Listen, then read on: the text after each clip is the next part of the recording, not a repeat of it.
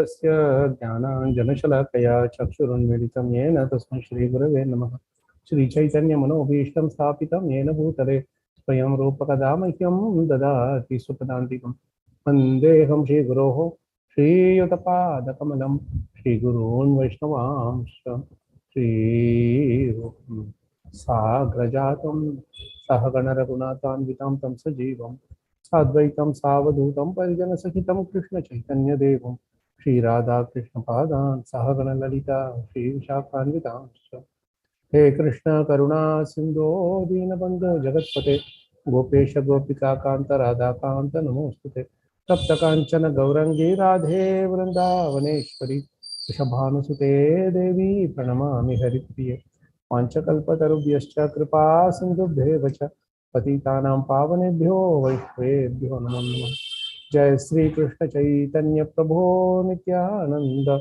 Shri Advaita Gadadhara Shri Vasadi Gaura Bhakta Vrinda Hare Krishna Krishna Krishna Hare Hare Hare Rama Ram Ram Hare Hare Mokham Karumati Vakaram Pangum Langayate Girim Yakrupatamahamam Vande Shri Gurun Dinatarinam Shri Paramananda Madhavam Shri Chaitanya Vaishwaram Namo Shivara Shri Mate Mahavishnu Swami Prabhupada Krishna Prabhupada Shri Mate Bhakti Vedanta Swami Namaste Namaste Saraswati Deve Tavravachari Nirvishesha Shunyavadi Pasthapadi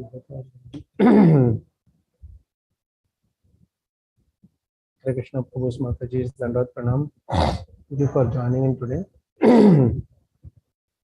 So, I'm sorry, on Friday we couldn't meet. I had some urgent office work which kept me going for quite a while, and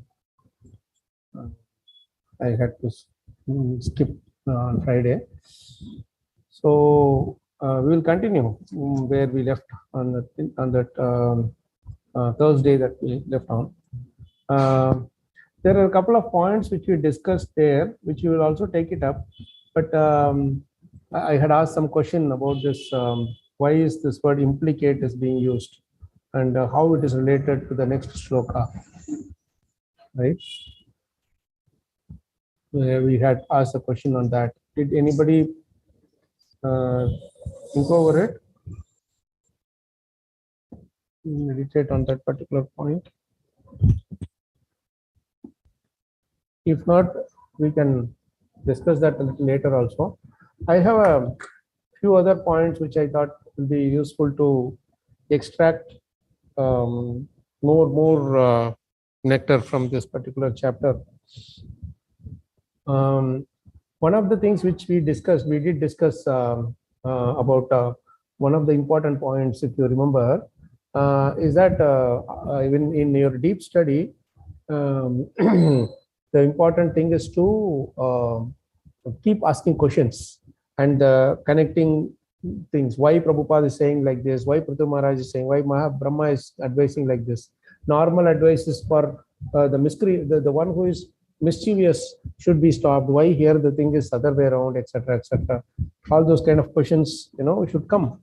Otherwise, you will be reading more mechanically, So, in that line, I just wanted to express this. I collected a few questions. We can ask any number of questions actually from these chapters. The more questions we ask, the more we can have a hold on this entire chapter's subject matter. So, with that thing, try to address a few the linking points, the intricacies of the behaviors, how it teaches lessons to us. These things we can approach through asking questions. There are two types of things. One is already in Bhagavatam, there are questions being asked. Suppose Vidura is asking a question to Maitreya. Maitreya is giving answers. So that question answer we can discuss, and we can analyze, and we can put them together, and then that is a separate method of study by itself, which in the demo we haven't seen yet, but it's a simple straightforward thing. But there is another type of question answer where we ourselves ask questions on that particular chapter and get the answers, right? Some of the questions are being asked, like even in our discussions in this few couple of weeks that we are doing this, there were questions asked in general about Bhagavatam study and so on. But within the chapter itself, when we ask such questions, then these various the doubts that we have, why it should be like this, why can't it be like this, how it is happening, those kind of questions get answered, then we get a lot more relish out of Bhagavatam, and also a nice real solid hold on the philosophy of Bhagavatam. That is ultimately what is expected out of our this exercise. So let me ask you the first question in this chapter. Maybe someone can bring up the screen, the particular chapters screen in the Veda base to everyone, and then I can ask this question, and I will also give some references where you can find it out from there. That way you will have a nice healthy discussion today. This is something which you can utilize in your group study also. So the first question I want to, the first question that I written down is that, what are the two offenses that Indra committed?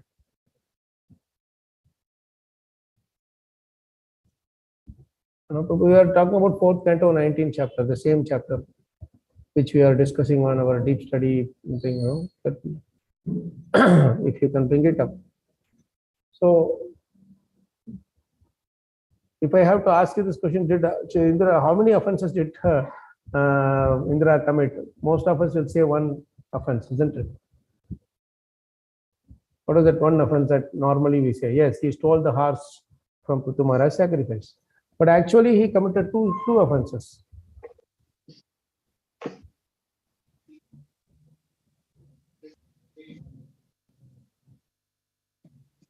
What is the second offense? First offense we know. He stole the horse. Sorry, your voice is not audible, Prabhu. He impersonated as sannyasi. Yes. So what is a big offense about it? Yeah, Anumataji also says the same thing, that falsifying in the name of religion. So what is the impact of that? Why it is an offense?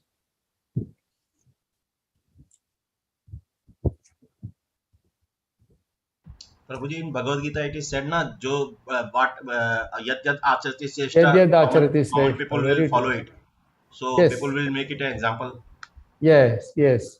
So this is one side of the offense. Yes, he is a leader. Indra is, everybody is looking up to him for saintly behavior and thing, and he is committing an offense like this, and which will let more people take his example and do all kinds of the offensive behavior, the duplicitous nature. That is right. But what is even more grievous than this? He is cheating people, that is right. But there are so many people who are cheating. Why this cheating is very grave, a grave offense?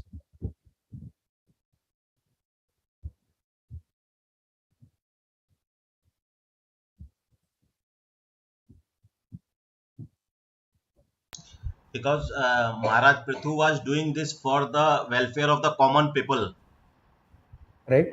Mass people, and Indra was causing a hindrance in that. Correct. That is okay, Prabhu. That is understood. I'm not saying it is okay. I'm just saying it is understood. But what is more grave? Why this offense is even more grave? He could have come in the that is Anumataji is saying cheating against a pure devotee of the Lord by another pure devotee due to envy. Yes, that is also there. But what does it have to do with the common people? That offense of pure devotee to such grave, that is true, understood. But why it is even more grave is because he was cheating people who would innocently believe in a particular ashrama, right? Everybody is suffering. Where do they go for shelter? They go to shelter with someone who is very saintly person, who does not harm anybody and who is only wishing good for others. Correct? That is the saintly person. Those who are sannyasis are supposed to be like everybody's well-wisher, not just one particular class or community or whatever. So that is why, irrespective of whichever country, nation, religion, whatever they belong to, they go to such saintly people, right? Say, for example, why would someone like Steve Jobs or this Mark Zuckerberg or these people, I think, they were attracted to, what's his name? Neem Karoli Baba. So one of the sadhus, I think in Vrindavan or Rishikesh. They have nothing to do with this religion, or they are basically they are in the, how do they get attracted? Because they saw him to be someone really saintly who doesn't, and even for this, even to Prabhupada, so many people came. George Harrison, for example, which religion he belongs to? He belongs to Christian religion, and he could have just taken shelter there. Why does he have to come to Srila Prabhupada, and till his last moment he was chanting Hare Krishna mantra? How he was able to get faith? Because they believed in them that they are real well-wishers for me. They will be able to understand my pains and they will be able to mitigate it, or at least give me a solution by which I can mitigate them. Isn't it? So they come with that innocent faith whenever they go to see some devotee or some to the temple or to bring whatever. Even if there is some artho, arthati, jignasu, those things are there. Fine. They are like those four kinds of people with some material thing coming. Even then, instead of going to some other, say, doctors or businessmen or lawyers or anything, they are coming to Krishna with the simple faith that I will get some relief for my miseries. Correct? So when Indra is creating havoc by introducing cheating people even in that ashrama, sannyas ashrama, then where else will people go? Where do they go for shelter?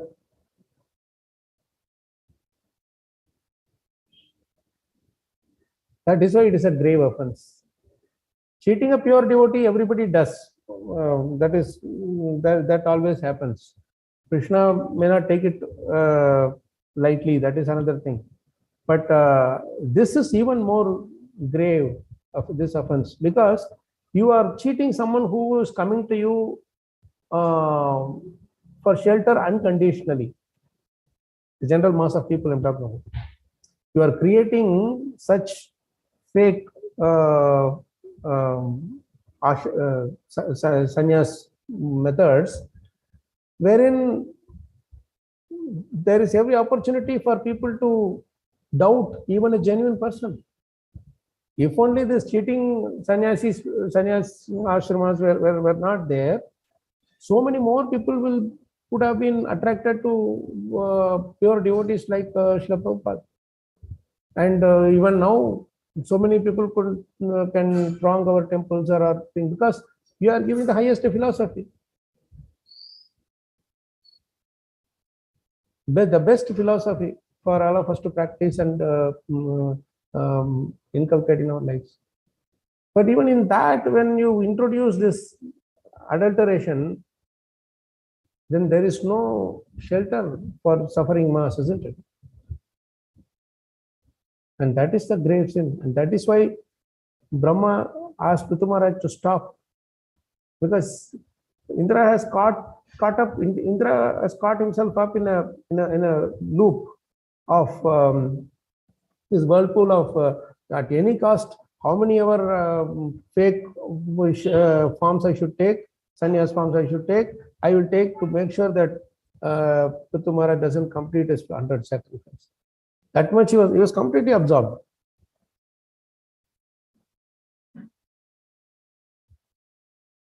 To such an extent, he is completely absorbed that even someone who is trying to counteract, they will also fall into that ditch.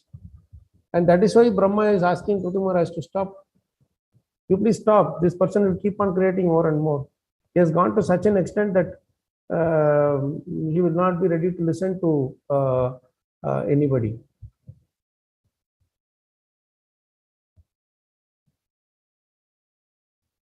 So Anandaram Prabhu, thank you for the message. What did you say? There is a concept of cheaters and cheated. If seeker is not genuine or sincere, then he is led to a swindler. So seeker's duty is to seek for genuine spiritual message. Yes, there is also one category in between, Prabhu. They are called innocent seekers.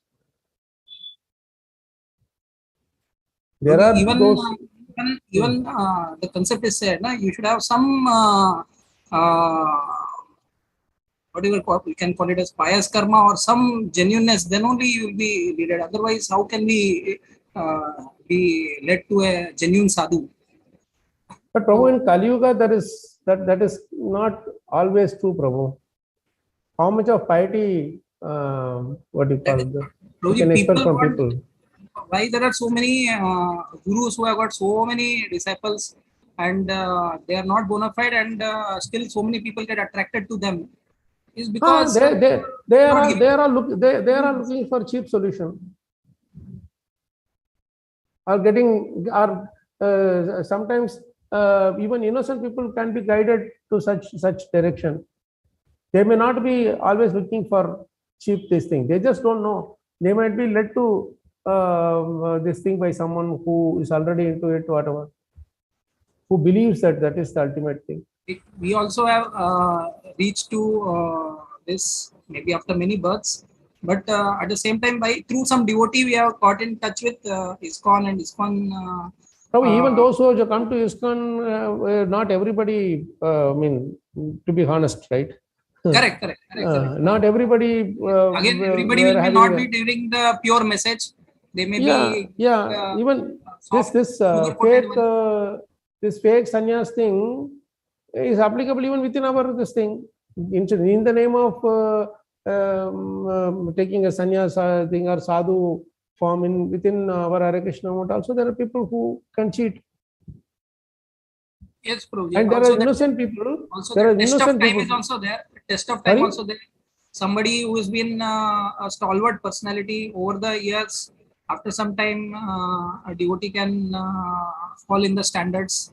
So at that time, the followers also, all those things are there. Yes, that is there. Yeah, there are many cases, Prabhu. Like you can be genuine. I mean, you say suppose 30 years, they might be following genuinely, but there might be some slight tinge of labha pratishtha, puja pratishtha, all that, and then they might be led to somewhere else, or somewhere like Kanchan Kamini will be there. They will be led somewhere. But as long as they were serving, they might be serving all right. It is just that suddenly they got into some bad association or whatever, and things can go anywhere. Even Chaitanya Mahaprabhu's personal servants got bewildered and distracted. I think that Kalacakra Krsna or someone. So there are many such cases. Even Prabhupada's many disciples, Prabhupada said that, right? So the thing is, it's not that only those who want to be cheated, they are going in the wrong direction. Wrong directions are there everywhere. All are because of this Indras producing so many different fake ashramas. And what happens as a result of that? People, we are manda sumanda matayo, manda bhagya. Our character is our what do you call, quality is so beautifully told in the first beginning of the chapter, the Bhagavatam itself. So how can you expect? We need help. To be honest with you, even now we need help. We can't simply on our own study Prabhupada's books and say I am become Pandit. No, we need association. We need that genuine seeker. If I'm a genuine seeker, I need some good association of a person who also has a same wavelength or same interest, isn't it? Otherwise, we will feel lost. So there is a class, there is a mass of people who are innocent, and they can be swayed either way, towards the cheated side or towards the honest side. So the more the cheating religions are there, the more people will become non-believers. They will lose faith. And you see how many such, Prabhu, you know better, there's all these kinds of movies and articles and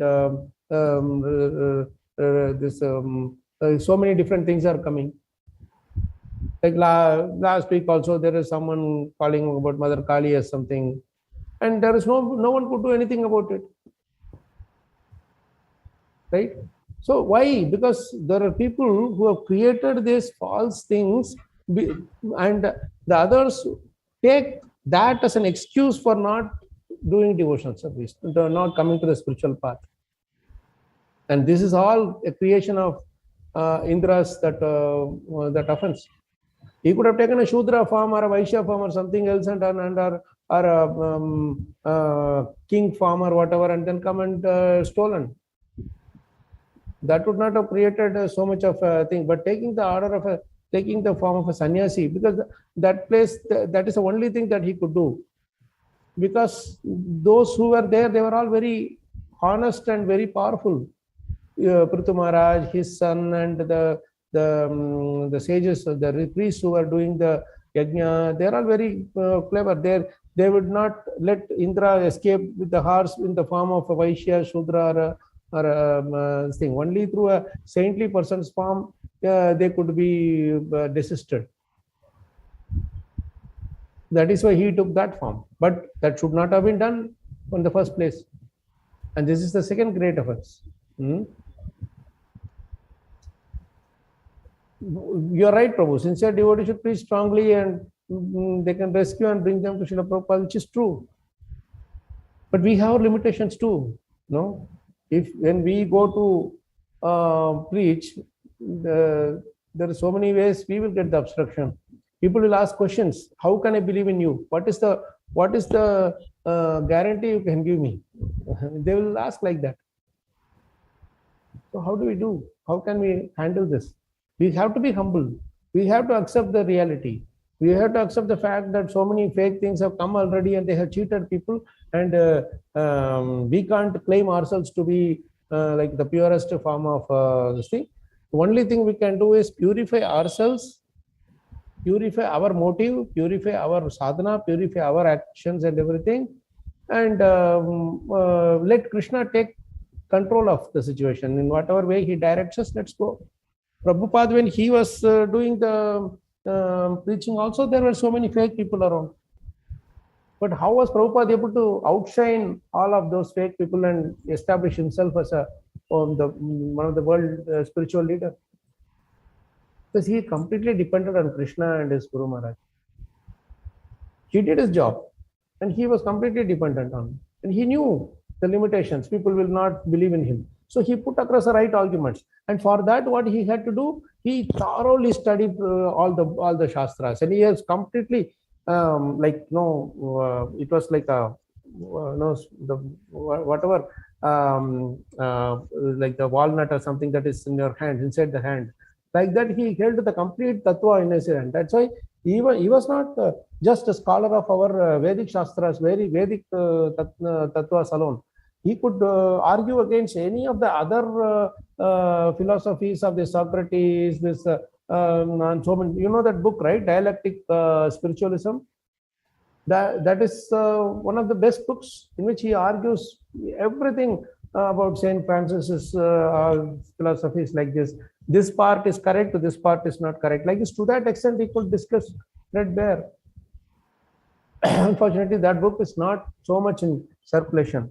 But you can see how Prabhupada is so expert in all these things. Where did he find the time to study all this? Amazing, isn't it? The message is pure, and to the extent we are pure, we will be able to convey the message also pure in its purest form to the general mass. And Krishna and Prabhupada will take their course. So this is the thing, and you can see the answer for this also in 4:19:12. If you take to 4:19:12, The purport, if you see, Prabhupada very clearly says that. And in few other verses also it is brought out very nicely. See what is saying in the last paragraph. In other words, one who offers the results of his activities, Supreme Personality of Godhead, is actually a sannyasi and yogi. That anashitaha karma phalam. So the true sannyasi is described in Bhagavad-gita so nicely in that 6.1, that verse Prabhupada is given. Now, cheating sannyasis and yogis have existed since the time of Prithu Maharaja's sacrifice. This cheating was very foolishly introduced by King Indra. This is the beautiful line which really triggers this question here. This cheating was very foolishly introduced by Indra.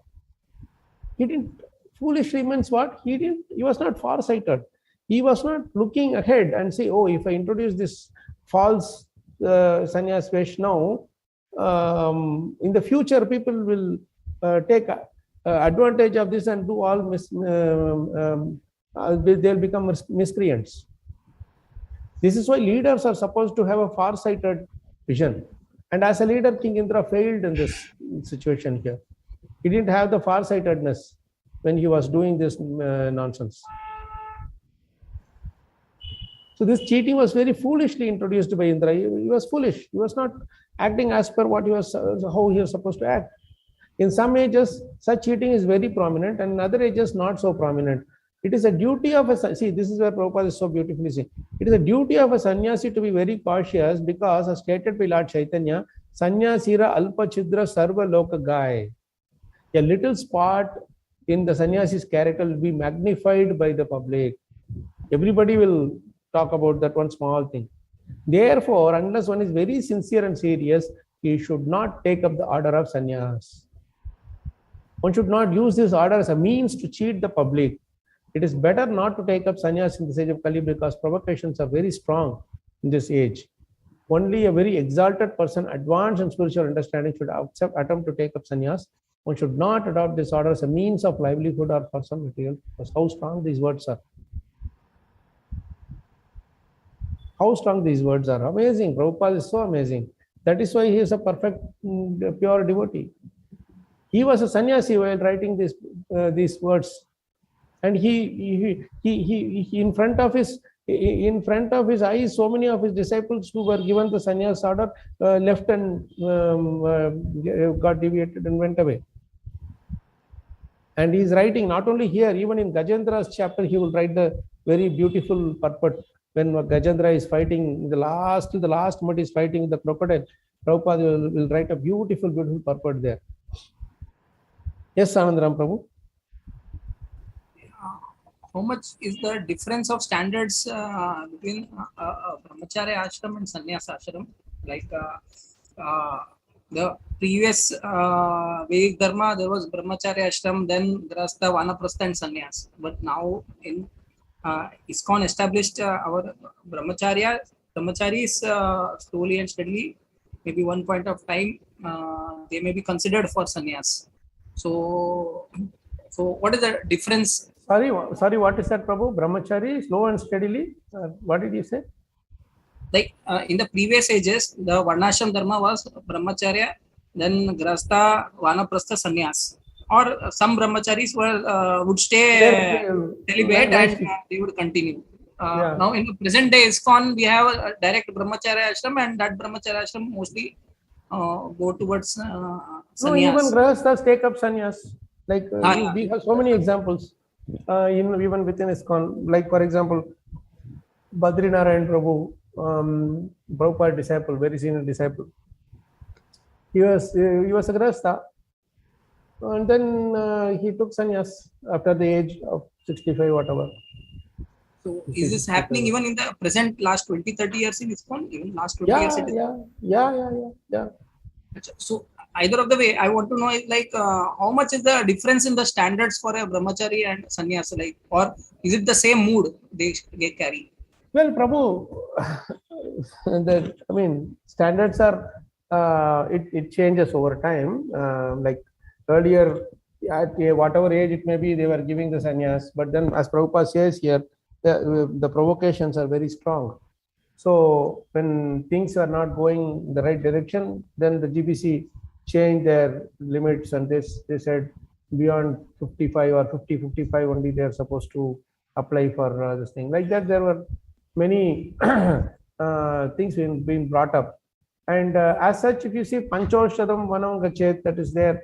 After 50, you go to Vanaprastha, and then finally you take up sannyas. So that is also there. That is primarily to, not only one side, it is to bring down the urges of the senses. The other thing is also that with age, our maturity also will come. Our view or our perception of this world also will be more mature as we go along, as we age. So those are some of the advantages of aging, basically. We'll stop anchoring, maybe not fully, but at least to some extent we'll reduce our anchoring. Our body has its own way to teach us. Thank you for that, Prabhuji. Little more insight, like we see the standards of sannyas, which is again and again explained in the scriptures, also highlighted by Prabhupada, is so strict and high. But when we see in proper conduct nowadays, of late it has been seen that brahmachari is going to different homes for the purpose of preaching is like more encouraged, or it's more encouraging for the devotees in general. So, but then there is too much interaction of a brahmachari with a grahastha. So, how do we see in the eyes of the scriptures? Because it's very, very clear. The scriptures don't dilly-dally, It is very clear. It just says don't linger on. The best example is Sukadeva Goswami. He went to Grahastha's place, Parikshit Maharaj's place. Of course, by that time he has resigned and he retired from everything. But still, he did not stay one moment after he completed all the teachings till the 7th day. He did not stay one moment. Narad Muni goes everywhere, to Uttanapada, to Ravana also, to Hiranyakashipu also, everywhere he goes. He just goes, conveys the message and comes. He doesn't linger on. His lingering on is a big this thing. Forget about brahmacharis going. Even Grahasthas having satsang programs, how long we linger on? Our Bhagavatam class cannot go beyond 40 minutes, but your socialization can go for 1.5 hours, isn't it? Truly said, Prabhuji. The standards need to be maintained for any ashram. Ashram, yeah, not only for one ashram. All ashramas, that lingering on business is a big problem. And people, frankly speaking, most of the Namaghatas, satsangs, people get together only for that. Okay, good to see you, how are you, how is this? Where is some good spiritual discussion? Healthy discussion. The real thing is that we are all going to go. That we don't really have much time to discuss about. Isn't it? Correct. So everywhere now, it is applied everywhere. Even brahmacharis also, they all sit with laptops and phones. And Radhesham Prabhu was telling, I was amazed at his standard of purity. He said that I was talking about, I was asking him, because he is a great inspiration for youths and brahmacharis, and when all other temples are struggling to have even one brahmachari, he is having a factory producing brahmacharis. So I asked Prabhu, how is it that you are able to do? And he was very humble. He said, no, we were just simply doing this thing, going to colleges and teaching, and they were all coming. They were so very nonchalant about it. They just simply, very, very simple. He didn't even assume anything. So he said, but nowadays we have stopped any intake of reduce the intake of brahmacharis, because nowadays the brahmacharis have become duplicitous. Then I asked Prabhu, what are you talking about? Or why are you saying this? And he said, no, they are carrying smartphones, and they don't attend the Mangalartis regularly on time, or all these things you are saying. Carrying smartphone leads to duplicity. Yes, I can watch anything everywhere. I can use it for, I can say that I'm using it for devotional service, but I can use it for anything and everything. Who knows? And I can delete the history. I can say nothing, I have not done anything. So all kinds of cheating opportunities are there. Technology is always a razor's edge. It is like nowadays it is so difficult. So to take all the everywhere these standards are there, Prabhu. And in Grahastha Ashram also, as I said, how many of us are very sincerely going and doing some seva around, even as a group? I just saw somewhere somebody had posted this nice thing. I don't know if it is on Facebook or WhatsApp chat. I just happened to casually, they just struck my eyes. I don't really look into all these things all the time, but I was amazed that this our Ashad Bij, this our Tukaram's that party that goes na Panduranga party goes for 200 kilometers or 250 kilometers hard, no? Like they started, I don't know, yesterday or day before, I don't know when it was started. They have to walk 250 kilometers, huge crowd is going. Somewhere they had put some nice video of say some working people or city people or whatever. They look like professional people. They were living in somewhere in city somewhere, and they are sitting in a big line and they are massaging the legs of all these padiyatris who are walking all the way, and they are applying some lotion or something, and then they are pressing their legs, and I was quite happy to see that. Pleasantly surprising to see that. There might be some groups, I don't know, whoever they may be, and they are doing a very genuine service to devotees, isn't it?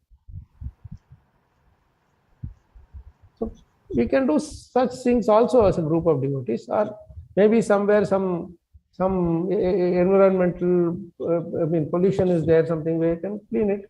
I have seen this in Japan. They do that. They do it as a community service. They teach the children right from childhood, 4 years age. They teach the children about keeping surroundings clean. So they from the entire society, all the children and parents, they come down and they clean that entire 1 kilometer distance. They clean all the place around. So we may discard these things as social service, but eventually somebody has to do it, isn't it? Definitely this social service is better than socialization. I would say that. I don't know how many of you will agree with me. I agree with you on this point, bro. But of course, I agree with you on this point. But of course, we have to try for the highest principle. No, I'm not telling that don't worship. See, we are already convinced about Krishna. We are praying to Krishna. We are already chanting, and we are doing our services.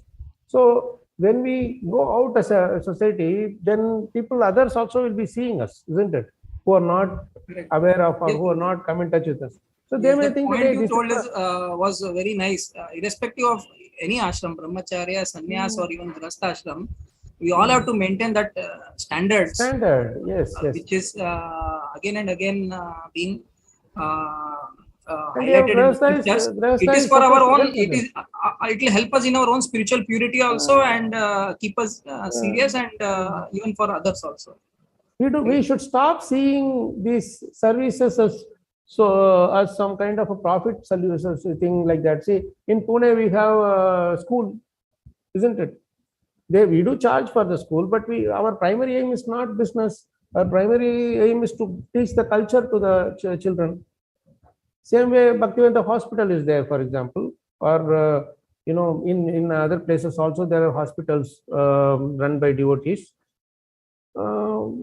So that way we are helping people. Even so many Muslims, they come there and they get inspired by the environment there. So that's an indirect preaching also, isn't it? but it is done along with the service. There is prasadam distribution.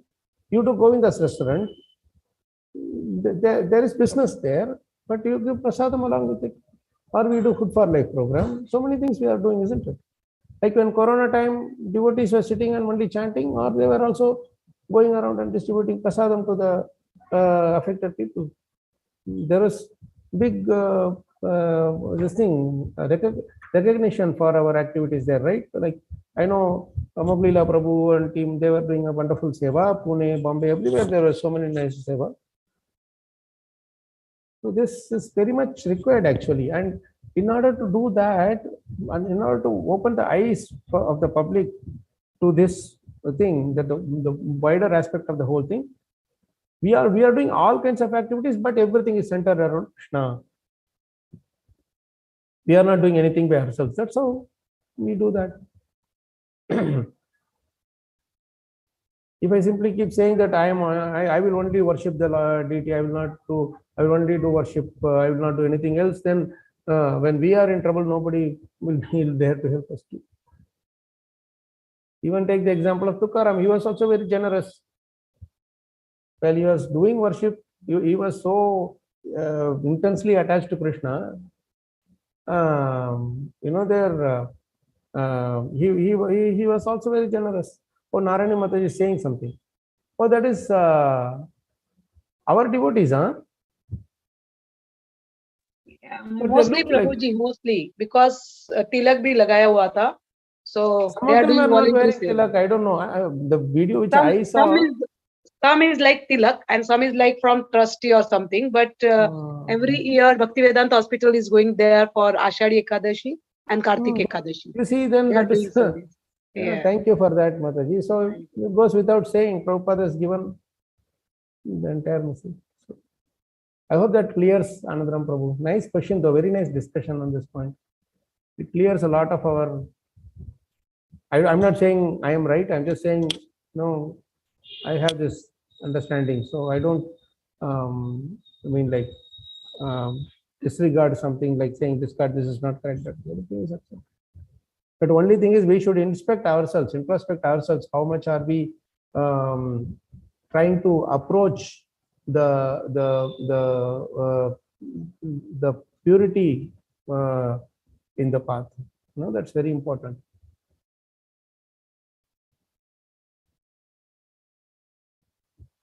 Okay. Thank you.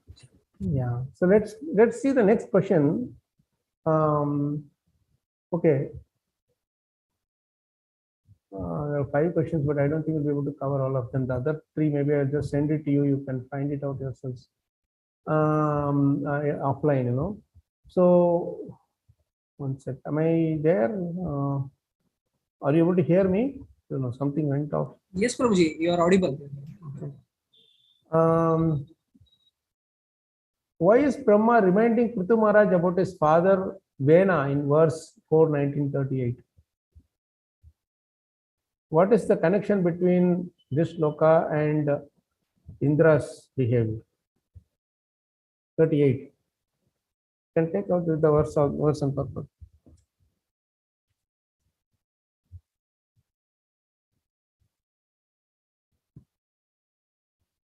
Somebody can read the translation.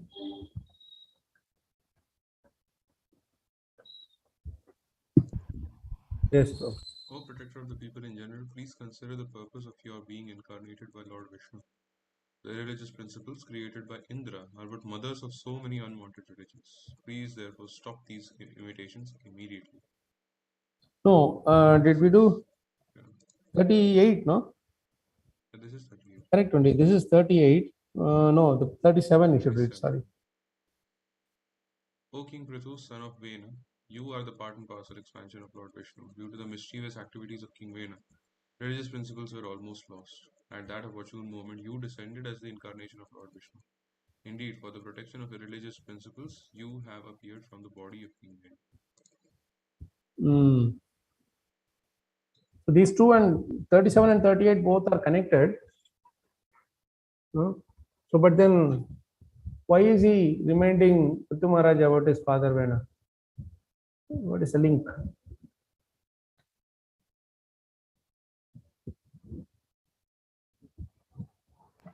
So during the actually I don't know the clear, but it is that during the period of King Vena, the saintly person were not able to do proper sacrifice, and everyone there was irreligion. He was totally dictator type. So now here again during this horse sacrifice, Indra was taking the role of a sadhu, and he was stealing the horses. And as it is said, Prabhupada is saying that it will give rise to irreligious. So that's why he was reminding that again the same period will come back, which was there during the rule of Vena. Yeah, So better you exactly. stop your this. Exactly. So this is very important to note, because why suddenly Prithu Maharaj should be reminded of Vena? Because when the sages were coming, genuine sages were coming and telling him to stop the behavior, Vena just rejected, and he was behaving so rude, so they had to kill him. And secondly, because of his thing, so many irreligious things were already prevalent, because of which Prithu Maharaj had to come to bring back the Vedic culture. But inadvertently, by his trying to do something which agitated Indra, inadvertently, he was not wantedly doing it. He was inadvertently doing this, by which this Indra got agitated, and he is bringing back the same situation now, which before he came, his main purpose. That's what he is saying. This 38th verse: "O protector of the people in general, please consider the purpose of your being incarnated by Lord Vishnu." What is the purpose? Don't forget the purpose of your incarnation. You wanted to bring back the Vedic culture. You will bring back the set the standards of religion, standard of dharma. But in that process, you are taking it back 200 years, how it was earlier. So please don't do that. So the idea of this is that, whatever we may be doing, we should always be aware of the purpose for which we are doing certain things. That is why in that Vedescha Sarvai Rahameva Vedyo, the purpose of all Vedas is to know me, isn't it? Krishna says that. So when we forget that the purpose of all Vedas is to know about Krishna, is to worship Krishna, it becomes ritualistic. Everything becomes ritualistic. We are doing that, but there is no effect. It's like trying to extract juice from an already squeezed sugar cane. There's no juice there. Just trying to do the outer thing. That's all. So it's very important to know the purpose. That is why Brahma is reminding Prithu Maharaj of what happened before and what is happening now. You be aware of everything, not that you just blindly do without any thing about the repercussions, what happens to the world. Many times people say something without understanding the repercussions. They just say whatever comes to their mouth, it just say. Then later, there are so many things come that they say, no, that was not what I intended. My thing was taken in a wrong way, in a wrong manner, like that. They try to, douse the fire, which once the words are thrown, you can't do anything. Once the action is done, you can't take it back. So these are the tricky things which we have to face. So that's a nice thing to note here, because that connection is very interesting between 37, 38, and this is how, when you see the shloka and think over it. Why is Brahma saying like this? Why is suddenly Brahma bringing the Vena into the picture?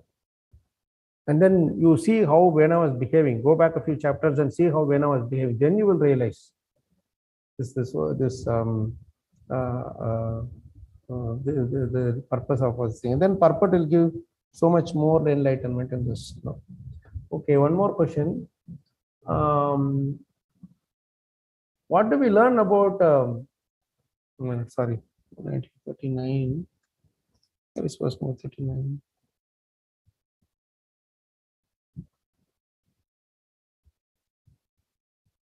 Yes. This is a smaller one, maybe. This take verse number 39.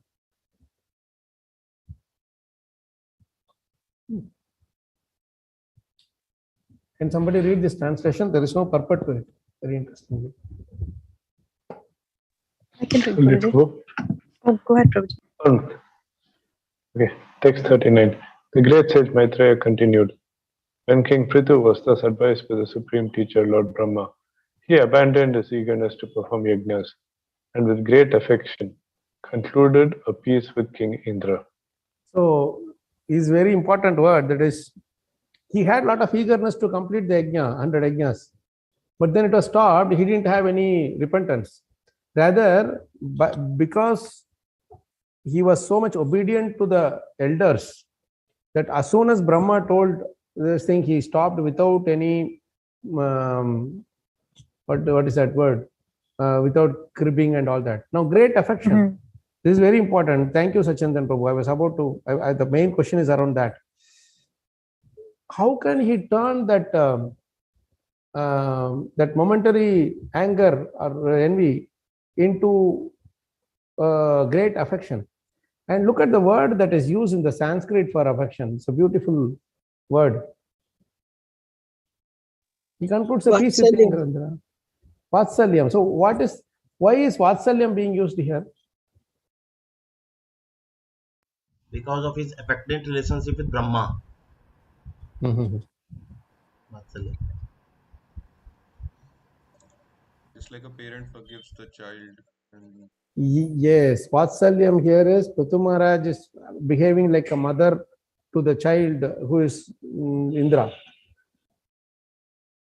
Like the child commits a mischief, the mother momentarily she may be angry, but once she teaches the thing, she will become all right. She will shower her love for the child. Like that, Prithu Maharaj didn't have any baggage of Indra's behavior in his heart. Even though his entire endeavor, how much he must have planned for this 100 sacrifices. And when 99 sacrifices are done, just one sacrifice they are not allowed to do, then how much painful it will be for him. We prepare all paraphernalias and everything for Adhyatma, and suddenly all permissions, everything we got from the government and every department. The last minute they just cancel. How much difficult it will be for people who had run around so much to organize and arrange and everything, isn't it? And say, suppose rain comes, then everything is gone for a toss. So much prasadam gets wasted. All the things which you got, everything gets destroyed because of the rain. And they had so much, with so much eagerness, devotees want to do Rath Yatra and festivals and all for glorification of the Lord. But still something happens and then it goes haywire. But we don't grudge on that thing. Now we said, okay, it's fine, it happens. Let's do the rest of the things. Let's try to do the damage control as much as we can. So here, like the mother forgiving the child, Prithu Maharaj forgave Indra. In other words, the next time also Indra may come and do the same thing. He will be ready to forgive once again.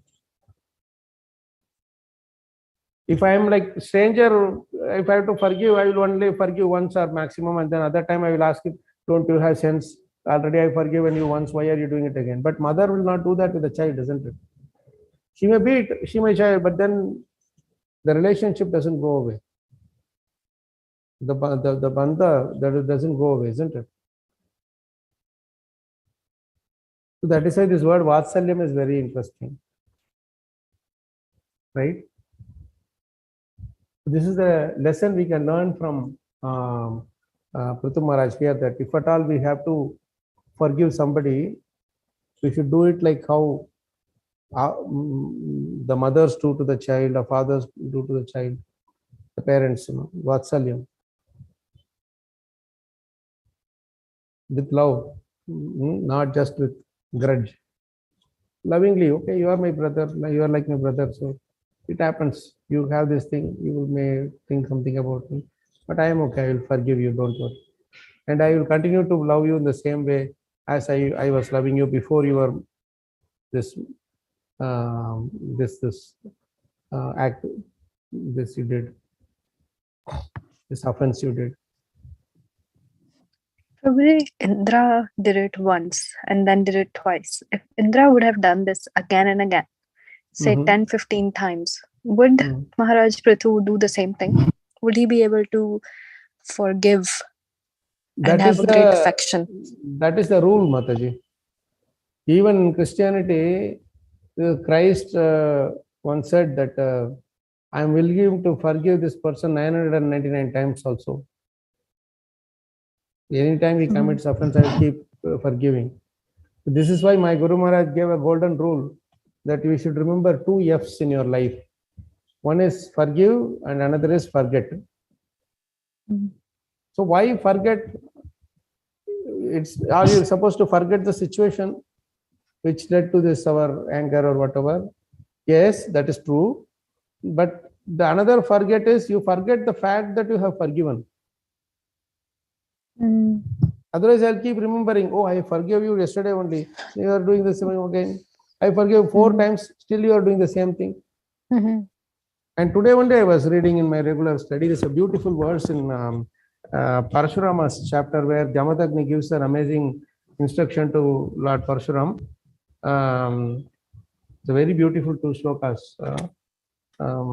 Just give me, now that you asked this beautiful question, it leads to this two amazing verses. This is that the Kartaviri Arjuna, he steals away the Kamadhenu from Jamadagni's ashram when Parshuram is not there. So when Parshuram comes back, his father Jamadagni says tells the truth, and then out of rage, our Parshuram goes and kills Kartaviri Arjuna, and his the sons all run away and all that. And then he brings back Kamadhenu. Okay. And after that, when he brings back the Kamadhenu, instead of appreciating Parshuram, Jamadagni actually scolds him. Not scolds him, is correcting him. That if you see 9:15, which one is that? 9:15, 41, 40, 40, 39, 38. From 38 onwards, if you can read the translations. This gives the importance of what is the potency of forgiving the character of forgiveness. 38 onwards. From 38 onwards. Thank you, Ji. Hare Krishna. O great hero, my dear son Parashuram, you have unnecessarily killed the king, who is supposed to be the embodiment of all the demigods. Thus, you have committed a sin.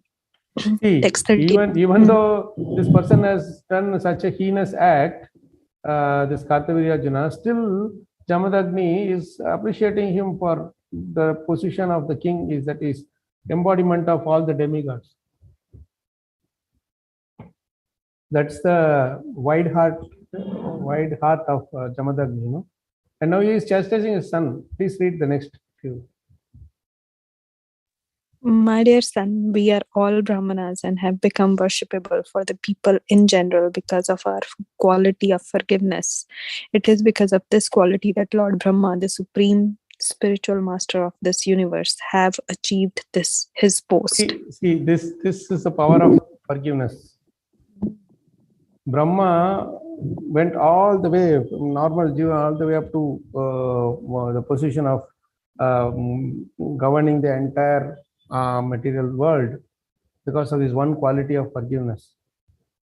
And the main reason why people respect Brahmanas is because of their quality of forgiveness, not of their learnedness or scholarliness or all kinds of other simple living or all that. They are willing to forgive even when the offenses are committed upon them. This purport is the best purport, one of the best purports for forgiveness. Can you read the purport also? Oh no, not this one, the next one, sorry. Just go to the next one. One just simple question, Prabhuji, coming to my mind. Yes. It's not like a magic wand, right? That comes, it's not like a magic wand that, we take whatever happened, just take it out and just forgive. So how are they so quickly able to adapt and learn? That is because they are able to see Krishna's hand in everything. They don't see anything in this world that is happening without Krishna's sanction. And they don't see the so and so person as the cause, who is actually doing the offense. They don't see that person as the cause. They see he is being controlled by the three modes, and it's because he is so much under the control of the modes that he doesn't know what he is doing. It's like a drunkard who is speaking all kinds of things. He is controlled by the alcohol that is inside his body. Right? It's not his nature, but because he has drunk alcohol, he is speaking like that. So you will not, drinking that alcohol is his mistake. But now whatever he is doing is not, he is not doing it. The thing that has gone inside is doing it. Yeah. So this is why Vichakshana, we are called Vichakshana. The devotees or the self-realized souls are called Vichakshana. Means they can discriminate between the doer and the what do you call, the puppet and the puppeteer. Right? We are always identifying a person with the sin. That is our biggest problem. That's why we are not able to forgive. Here Jamadagni is able to differentiate between Kartavirya Arjuna and the offense. That's why he immediately could forgive. True. Thank you, Prabhuji. Of course, your point is well taken. We can't overnight try to imitate things. We have to gradually cultivate this quality, step by step. Eventually, we will be able to reach there. Different personalities between. This translation, did you read? No. Sorry, Prabhuji. The duty of a Brahmana is to culture the quality of forgiveness, who is illuminating like the sun, which is illuminating like the sun. The Supreme Personality of Godhead, Hari, is pleased with those who are forgiving. See, the Lord himself is pleased. What else we want? This purport is very interesting. Different personalities become beautiful by possessing different qualities. Chanakya Pandit says that the cuckoo bird, although very black, is beautiful because of its sweet voice. Similarly, a woman becomes beautiful by her chastity and faithfulness to her husband, and an ugly person becomes beautiful when he becomes a learned scholar. In the same way, Brahmanas, Kshatriyas, Vaishyas, and Shudras become beautiful by their qualities. Brahmanas are beautiful when they are forgiving. Kshatriyas when they are heroic, never retreat from fighting. Vaishyas when they enrich cultural activities and protect cows. Shudras when they are faithful in the discharge of duties pleasing to their masters. Thus, everyone becomes beautiful by their specific qualities. And the specific quality of the Brahmana, as described here, is forgiveness. This is what Brahma is asking Prithu Maharaj to do towards Indra.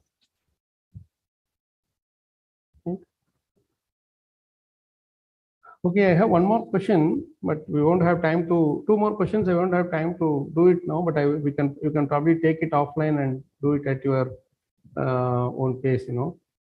One question is, what do we learn about Prithu Maharaj's character from the last 4 verses of this chapter, 39, 40, 41, and 42? You have to list down the special qualities of Prithu Maharaj and write your own understanding of that. 39, 40, 41, 42. These 4 verses. We have to understand, we have to list down the important one we already saw, that is that with great affection, Vatsalyam, that is in the 39th verse. But, we should meditate more on this and try to extract more of his transcendental qualities, that which you can learn from Prithu Maharaj.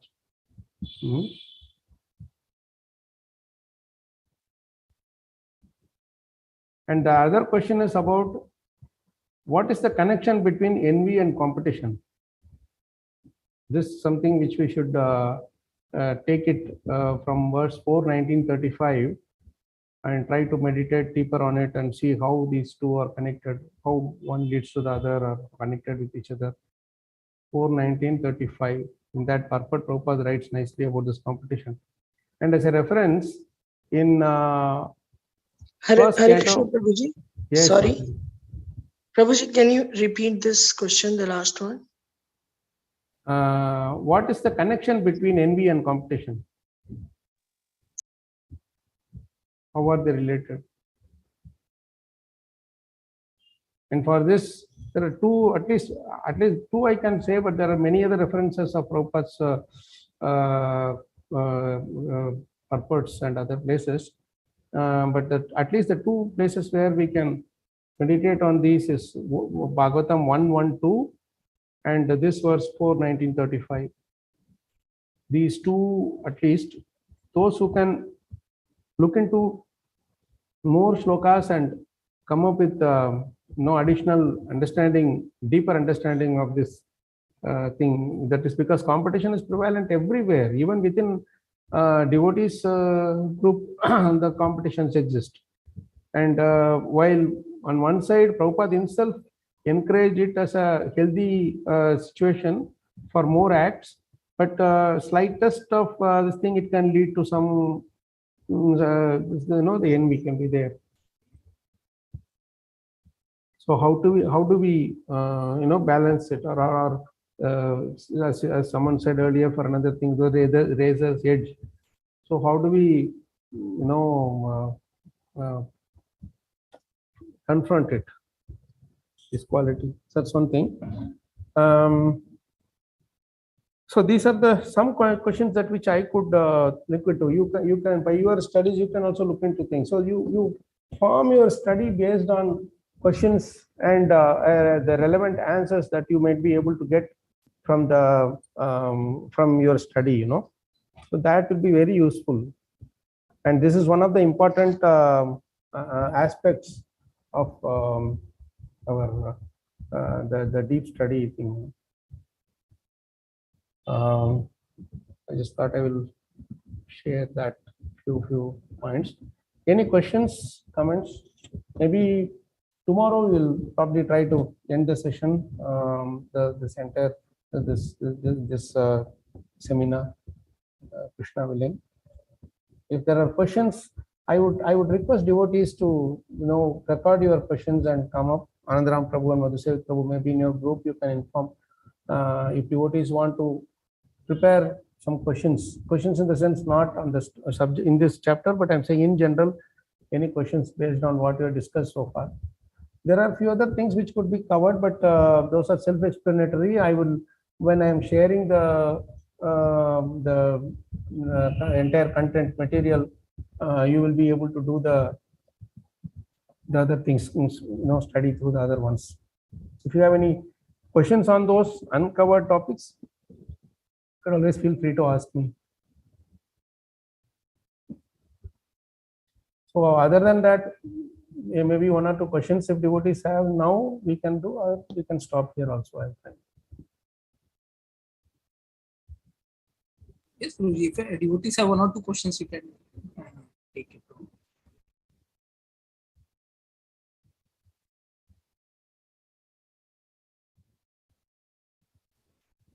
Any devotees have some questions? They are free to ask. Prabhuji, just one question. So Yes, which verses were those with the one that we are seeing on the screen? Which one are these? The one we see on the screen is 4:19:35, Mataji. I told this as a one particular purport which can be referred to for this competition, this concept of competition. How do we handle it? No, sorry, Prabhuji. I think I wanted to actually know, those the verses that you were referring to for forgiveness. Which ones are those? Okay. 9, 15,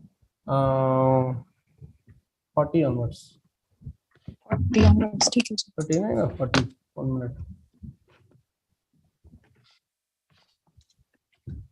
The verse where Jamadagni starts speaking. 39 onwards, yeah. 39, 40, 41, 42, the same, around the same.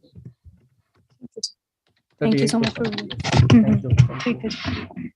Okay, we'll stop here. But wait also for devotees. And Krishna wedding tomorrow, we will discuss those two other questions. And if you all have any other questions for the, I mean, specific to what we had covered in this entire 2 weeks or whatever, 2 to 3 weeks, please feel free to come up with questions, and that will be very helpful. We can cover them. Thank you so much, Prabhu Mataji. Hare Krishna. Dandavat pranams. Thank you so much. Hare Krishna, Prabhuji. Thank you so much, Prabhuji. Hare Krishna ji. Dandavat pranam. Kripa Sindhu Vishnu Vibhyo Namah. Thank you so much. Hare Krishna. Thank you so much. Hare Krishna.